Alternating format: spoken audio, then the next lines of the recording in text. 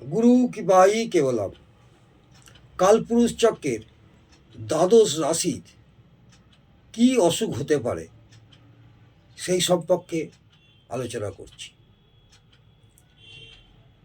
যেমন কালপুরুষ চক্রের প্রথম রাশি হচ্ছে মেষ, তাদের মাথায়। দ্বিতীয় রাশি বৃষ, তাদের মুখে। তৃতীয় রাশি মিথুন, তাদের বক্ষ এবং বাজুতে। চতুর্থ রাশি কর্কট, তাদের হৃদয়ে। পঞ্চম রাশি সিংহ, তাদের পেট এবং গর্ভ সংক্রান্ত। ষষ্ঠ রাশি কন্যা রাশি, তাদের কোমরে। সপ্তম রাশি তুলা, তাদের মূত্রাশয়ে।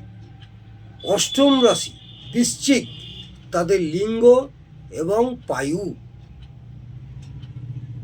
নবম রাশি ধনু, তাদের জঙ্ঘা। দশম রাশি মকর রাশি, দুই কনুই। একাদশ রাশি কুম্ভ রাশির হাঁটু এবং পিছন দিক।